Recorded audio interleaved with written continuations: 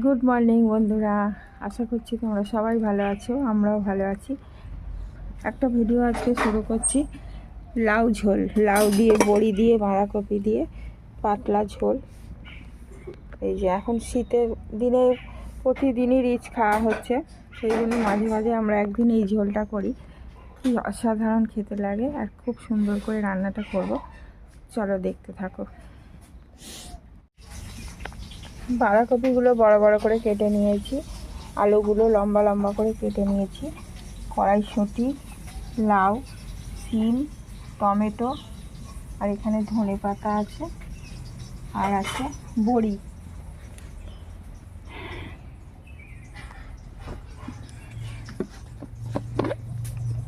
এই রান্নাটা আমি সাদা তেলেই করব, আর খুব কম তেলেই করব। প্রথমে কড়াইতে সাদা তেল দিয়ে দিচ্ছি খানিকটা। তেলটা গরম হয়ে গেছে, এবার আমি বড়ি ভেজে নেব। প্রথমেই বড়িটা ভালো করে ভেজে নেব।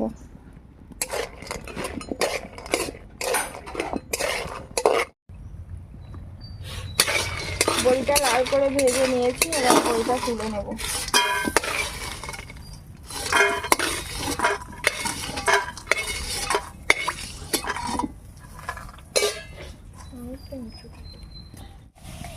এবারে দিয়ে দিচ্ছি কালো জিরে আর 3টে কাঁচা লঙ্কা, একটা শুকনো লঙ্কা, এটাই ফোড়ন।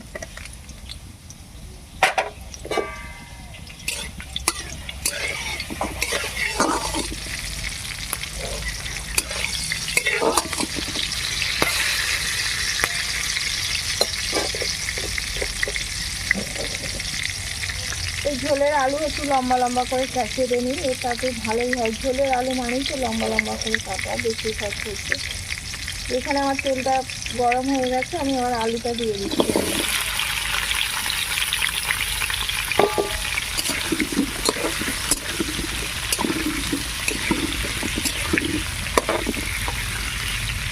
আলুটা বা সবজিগুলো একটু ভালো করে তেলে ভেজে ভেজে দিলে রান্নাটা একটু টেস্ট হয়। আর অনেকে কম তেলেও রান্না পছন্দ করেন, যারা তারা এক তেলেতেই সব কিছু করে নিতে পারেন, ভেজে নিতে পারেন, আবার আলাদা আলাদা করে এগুলো ভেজে নিতে পারেন।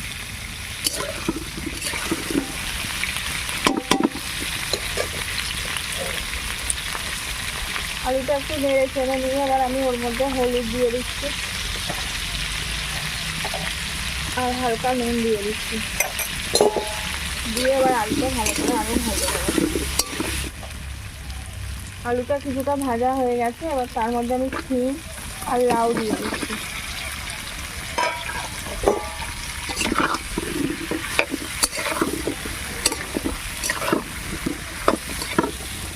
এই ঝোলটা মাছ দিয়ে করলেও খুব ভালো খেতে লাগে, কিন্তু আজকে তো শনিবার, নিরামিষ পাতলা করে করছি।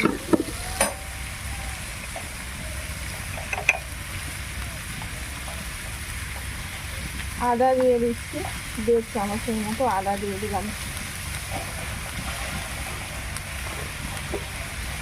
আদা বাটাটা দেওয়ার পরে এবার একটু ভালো করে নেড়ে ভেজে নেবে, তাহলে কাঁচা আদার গন্ধ খাইবে।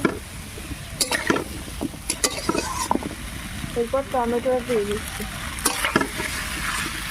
টমেটোটা দিয়ে বেশ কিছুক্ষণ নাড়াচাড়া করে নেবো, যাতে টমেটোটা ভালো করে আগে সেদ্ধ হয়ে যায়। এর মধ্যে আর একটুখানি হলুদ, অল্প একটু গুঁড়ো লঙ্কা আমি দিয়ে দিলাম, আর স্বাদ মতো চিনি দিয়ে দিলাম।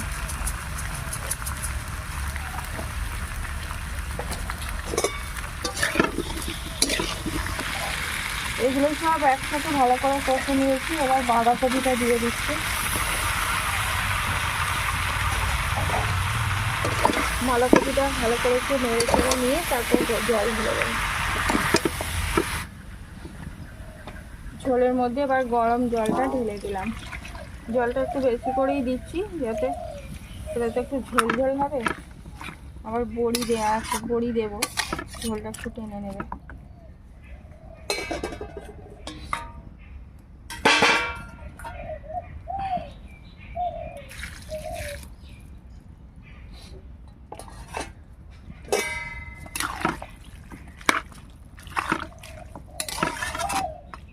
আমি চাপা দিয়ে দেবো।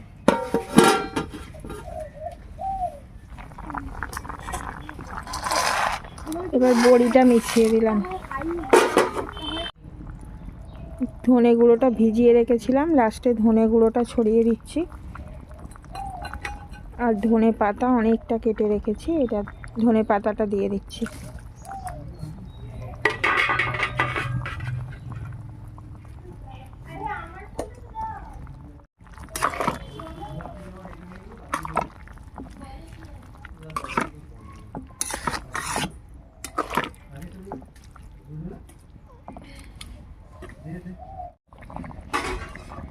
ঝোলটা পুরো ফুটে গেছে, সেদ্ধ হয়ে গেছে, এবার আমি নামিয়ে নেব।